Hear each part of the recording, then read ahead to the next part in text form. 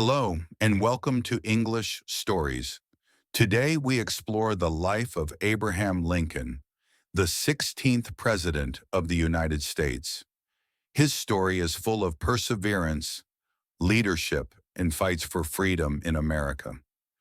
Abraham Lincoln rose from humble beginnings to lead the nation through its darkest times, abolishing slavery and preserving the Union.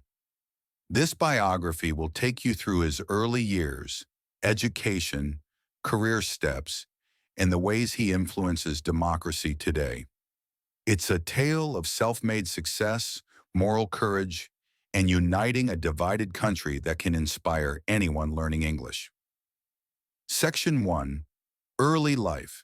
Abraham Lincoln was born on February 12, 1809, in a one-room log cabin near Hodgenville, a small area in Kentucky, United States. Soon after, his family moved to nearby farms where he spent his first years. Abraham grew up in Kentucky after being born in a log cabin in 1809. This rural setting shaped his early years with hard work and simple living.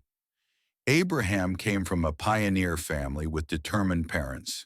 His father, Thomas Lincoln, was a farmer and carpenter who built their homes, while his mother, Nancy Hanks Lincoln, cared for the children and taught basic skills. He had an older sister, Sarah, and a younger brother who died young, making their home a place of toil and loss. Abraham's family background in frontier life might have built his resilience and honesty. His parents valued hard work, though they had little formal education. From a young age, Abraham showed a strong interest in reading and storytelling. At 7, the family moved to Indiana in 1816 due to land disputes, seeking better opportunities. Moving to Indiana meant starting over in the wilderness, where Abraham helped clear land and build fences. This early passion for books set the foundation for his future as a leader. A leader is someone who guides others, and Abraham's curiosity led him in that direction. Living in Indiana, Abraham faced tragedy when his mother died on October 5, 1818, from milk sickness. He was 9 and the loss affected him deeply. His father remarried Sarah Bush Johnston on December 2, 1819, who became a kind stepmother and encouraged his reading. His time in childhood helped him develop a strong work ethic, chopping wood and farming. Abraham's early life in Kentucky and Indiana, with its focus on family, labor, and self-reliance, built his drive to become a leader who fights for justice. What do you think came next for Abraham after these hardships? He continued learning on his own. Section 2. Education. In his early teens, Abraham Lincoln had limited formal schooling, attending local blab schools in Indiana for less than a year total. He learned basic reading, writing, and arithmetic from teachers like Andrew Crawford. In these short sessions, Abraham absorbed lessons from books like the Bible and Aesop's fables. Abraham attended irregular schools in Indiana from about 1818 to 1824, gaining fundamental skills. This sparse education gave him a thirst for more knowledge, even without structured classes. As a young man, Abraham made a key decision. He became self-taught, borrowing books from neighbors. Self-education means learning independently, and Abraham did this to expand his mind. He read classics like Shakespeare's plays and the U.S. Constitution, walking miles to get them. This choice was crucial, allowing him to develop eloquence without formal institutions. He left behind farm life gradually, choosing intellectual growth over manual labor. Many great leaders, like other self-made figures, also educated themselves through relentless reading. Abraham believed knowledge was power for change. By pursuing self-education, he opened doors to become a lawyer and leader, arguing cases with logic. His informal learning gave him wisdom and vocabulary, even if he never attended college. Abraham's education story highlights the value of determination. He studied by candlelight after long days of work, which paid off in his career. Embracing self-teaching was a turning point, shifting him from a farm boy to an aspiring professional, ready to enter politics and law. What happened after he built his knowledge? Abraham began his professional journey with diverse jobs. Section 3, Career Milestones. Abraham Lincoln's career is marked by several key milestones, each building on the last. Let's go through them step by step. In 1830, at age 21, Abraham moved with his family to Illinois, settling near New Salem.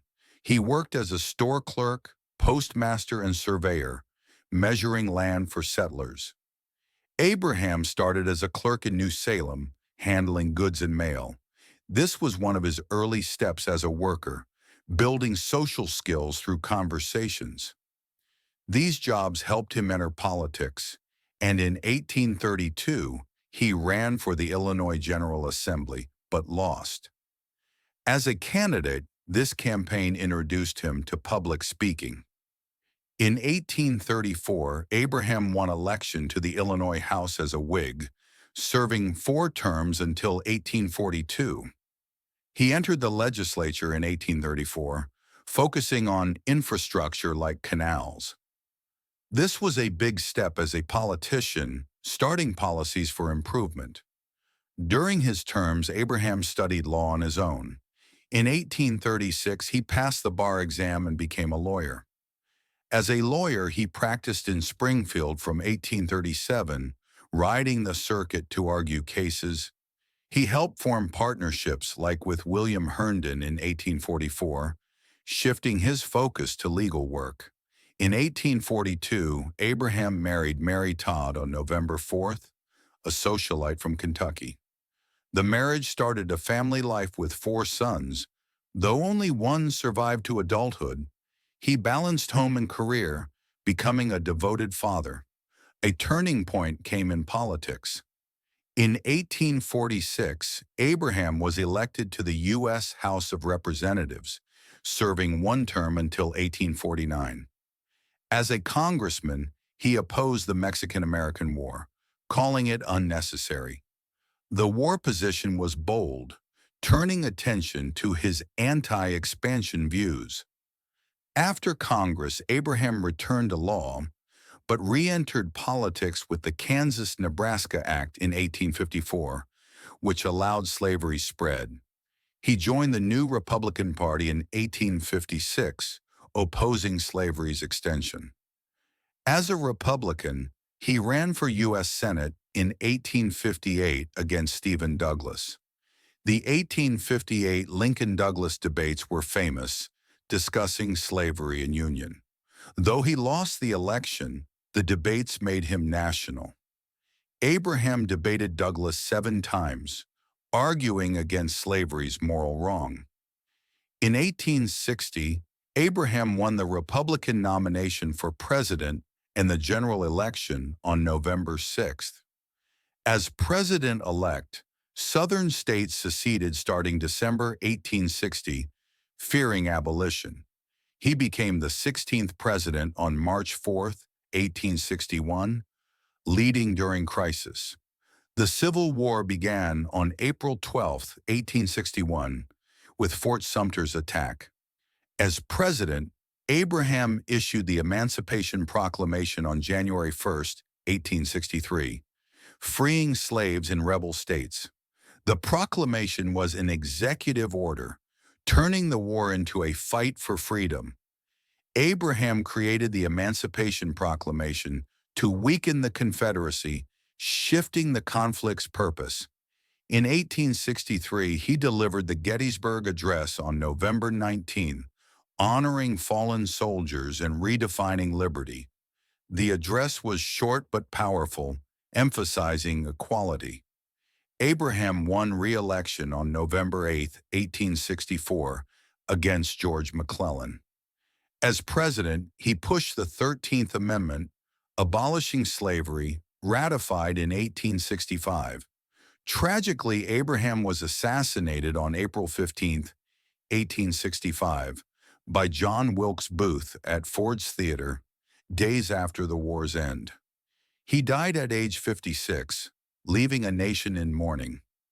Abraham's career milestones include serving in Illinois legislature from 1834, practicing law from 1837, Congress in 1846, Senate debates in 1858, election as president in 1860, Emancipation Proclamation in 1863, Gettysburg Address in 1863, re-election in 1864, and the 13th Amendment in 1865. As president, he leads the nation.